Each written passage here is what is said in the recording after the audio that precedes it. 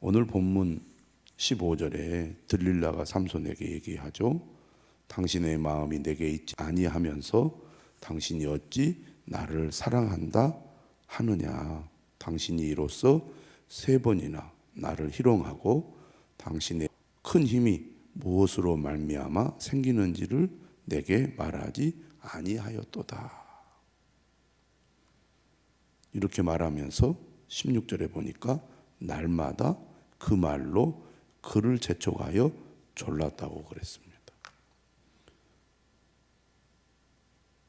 들릴라의 집요한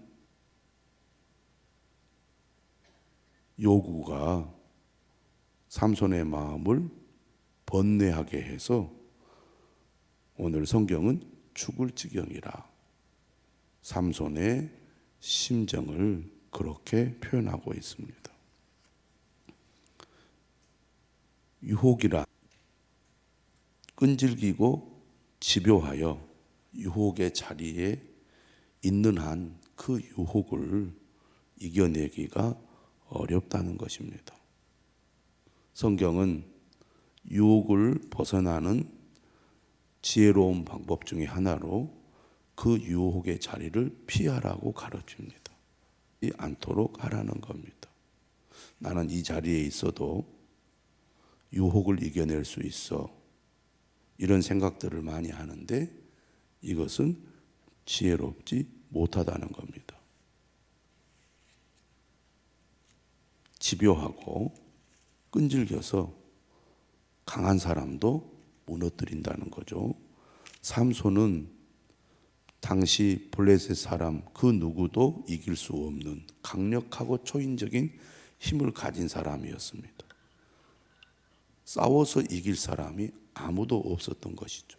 하지만 그를 유혹하여 넘어뜨리면 아무리 강한 사람도 무너진다는 겁니다. 삼손은 자신의 힘을 믿고 자신만만한 태도로 그가 사랑하는 여인의 그 간절한 청을 장난삼아 받아들였지만 결국에는 그녀의 끈질긴 요청에 결국 마음을 놓고 말았습니다. 그리고 드디어 진심을 드러내게 된 거죠. 17절에 말합니다.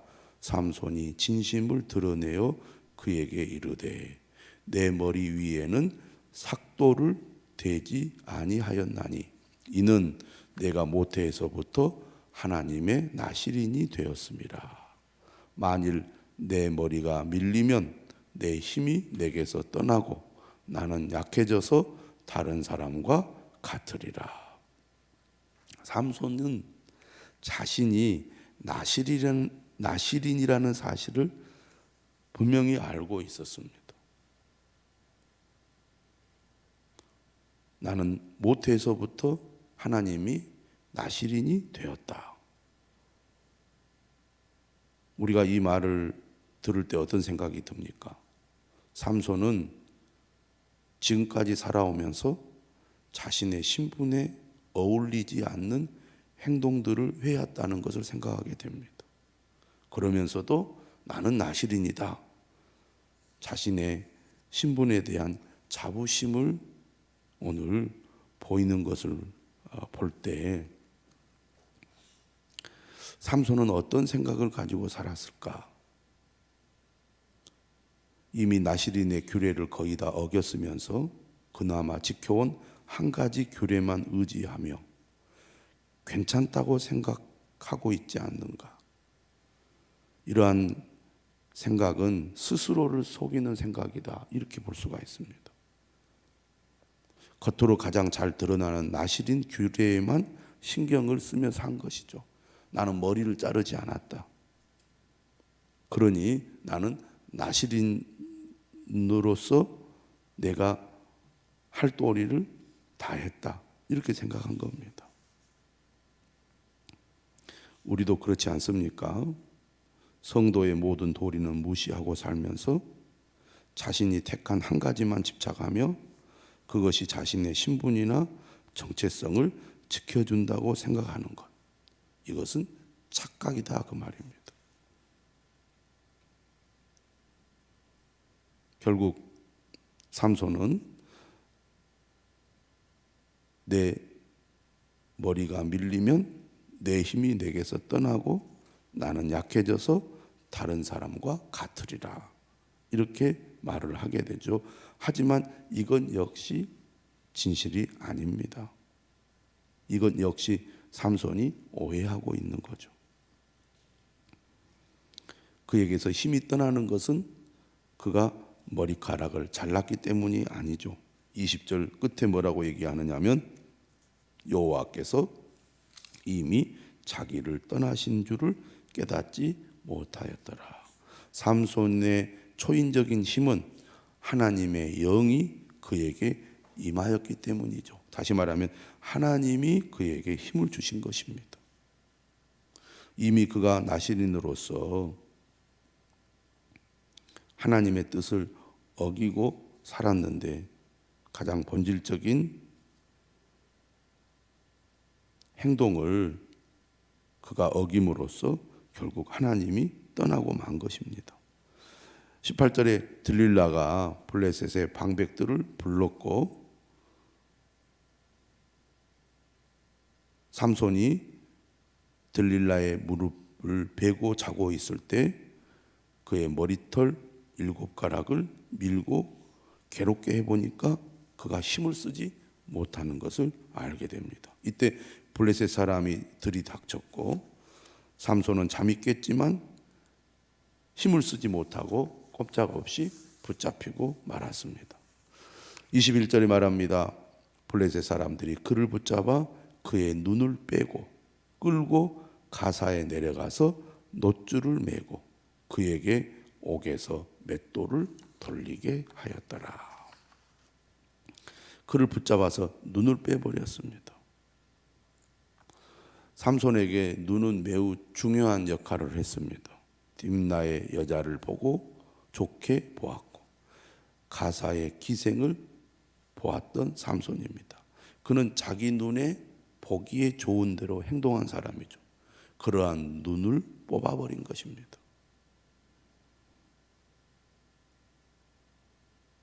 그리고 그를 어디로 끌고 갑니까? 가사입니다. 삼손이 가사의 문짝을 메고 헤브론까지 올라가는 괴력을 발휘했습니다. 그런데 이제 눈이 뽑힌 채 가사로 잡혀가고 있는 것이죠. 그가 옥에서 뭘 합니까? 맷돌을 돌립니다. 당시의 맷돌은 크고 넓적한 아래짝에 밀대 비슷한 방망이 모양의 윗짝을 굴려 곡식을 빻게 되어 있었습니다. 당시에는 동물의 힘으로 돌리는 커다란 회전식 맷돌은 발명되지 않았습니다. 그러니 삼손이 돌리는 맷돌은 쪼그려 앉거나 무릎을 꿇고 돌리는 맷돌입니다. 거대한 힘을 발휘하는 삼손이 쭈그려 앉아서 맷돌을 손으로 돌린다는 것은 그가 얼마나 비참한 상태에 있고 치욕스러운 상태에 있는지를 보여주는 행동이라고 하겠습니다. 결국 그가 유혹을 이기지 못하고 유혹에 넘어감으로써 그가 가진 모든 힘도 잃어버리고 눈이 뽑혀 더 이상 정상적인 행동을 할 수 없는 비참한 신세가 되고 만 것입니다. 22절은 말합니다. 그의 머리털이 밀린 후에 다시 자라기 시작하니라. 힘의 근원은 머리털이 아니라 하나님이라고 말씀을 드렸습니다. 그에게 힘이 다시 생기기 시작한다는 의미가 아니죠. 머리털이 다시 자라기 시작한다는 것은 하나님과의 관계가 회복될 수 있는 기회가 생기는 것이라고 말할 수 있겠습니다.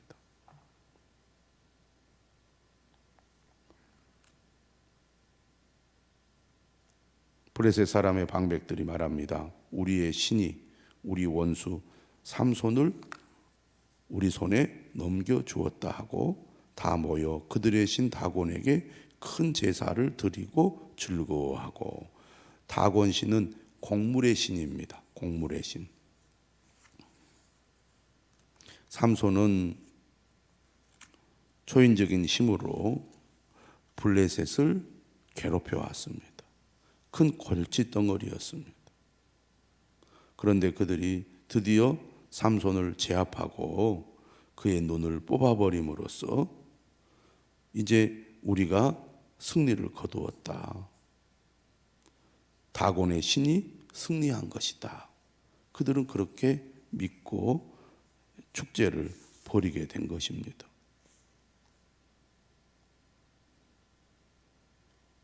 어떤 의미에서 이스라엘이 압제자의 손에 넘어간 것, 그것은 배역에 대한 하나님의 심판이었듯이 삼손이 블레셋의 손에 넘어간 것은 그의 교만과 영적, 도덕적 나태함에 대한 심판이라고 할 수 있습니다.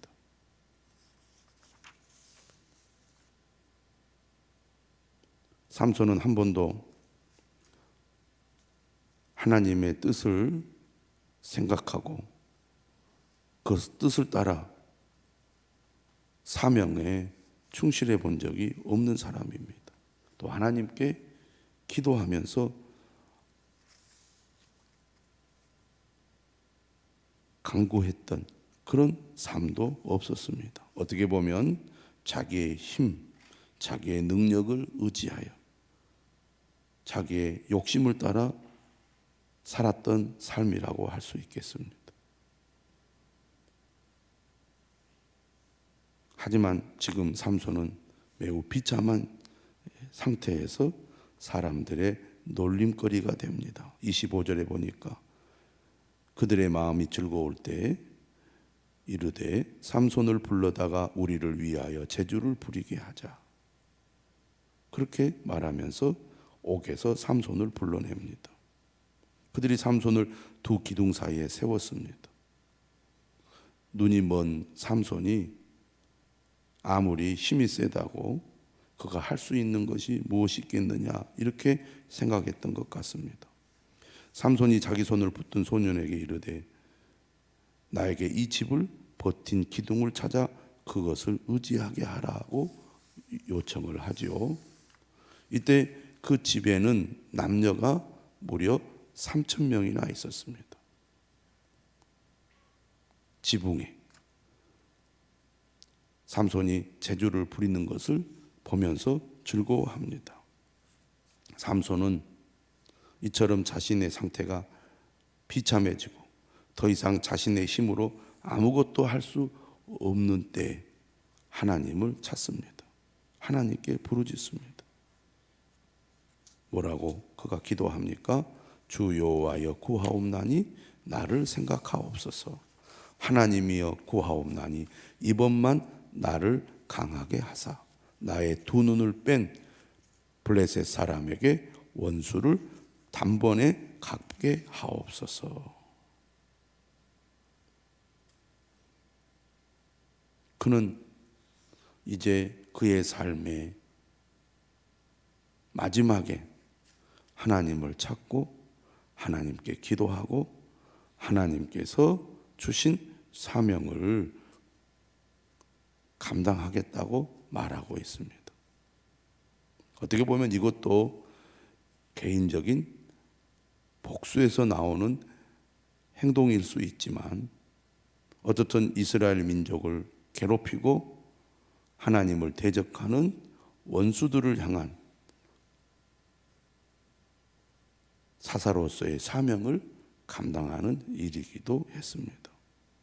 삼손이 간절히 하나님께 부르짖어 기도한 후에 29절에 보니까 집을 버틴 두 기둥 가운데 하나는 왼손으로 하나는 오른손으로 껴 의지를 하고 이렇게 또 기도를 합니다. 블레셋 사람과 함께 죽기를 원하노라. 그렇게 외치면서 힘을 다하여 몸을 굽힙니다. 다시 말하면 초인적인 힘을 발휘하는데 그 집이 무너져 그 안에 있는 모든 방백들과 온 백성에게 덮이게 되고 결국 삼손이 죽음으로써 이룬 것이 그가 살았을 때 죽인 자보다 더욱 많게 되었습니다. 삼손은 어떤 삶을 살았습니까? 자기의 욕망을 따라 살았습니다. 하지만 죽음으로써 하나님의 뜻을 이루는 사람이 된 것이죠. 31절입니다. 그의 형제와 아버지와 온 집이 다 내려가서 그의 시체를 가지고 올라가서 소라와 에스다올 사이 그의 아버지 마노아의 장지에 장사하니라. 죽음으로써 하나님의 뜻을 이룬 삼손. 삼손의 이야기는 비극으로 끝납니다. 하나님은 삼손의 욕망을 통해서도 섭리하셨지만 그 욕망에 대한 책임은 철저히 삼손이 감당해야 했습니다. 다른 사사들이 사사를 세우신 하나님의 목적에 따라서 이스라엘을 압제자로부터 구원하기 위해 싸운 것과 크게 대조를 이루는 삶이었다고 할 수 있습니다.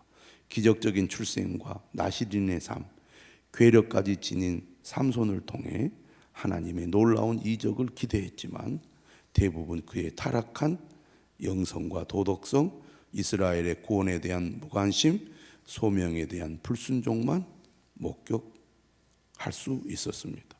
그러나 하나님은 이러한 삼손을 쓰셔서 블레셋 사람들을 이스라엘 손에 넘겨주셨죠. 삼손은 20년간 이스라엘의 사사로 있었지만 블레셋의 지배로부터 벗어나지는 못했습니다. 그러나 하나님은 이러한 영적인 어둠의 시대, 삼손이 그의 사명에 충실하지 못한 때에도 이스라엘의 사사로서 이스라엘을 블레셋의 압제로부터 보호하시고 또 그들에게 심각한 타격을 입힘으로써 이스라엘 백성들의 구원의 길로 하나님께서 서서히 인도하고 계심을 우리는 삼손의 이야기를 통해서 보게 됩니다. 인간은 연약하고 부족하고 문제가 많지만 하나님은 그러한 현실 가운데서도 이스라엘을 구원하기 위하여 애를 쓰시는 그러한 하나님을 우리는 다시 한번 생각하게 됩니다. 하나님의 부름을 받은 우리 각자가 삼손의 삶을 보면서 어떻게 해야 하나님께 더욱 쓰임받는 사람이 될 수 있는지 생각하게 됩니다. 하나님께 쓰임받는 우리 모두가 될 수 있기를 주님의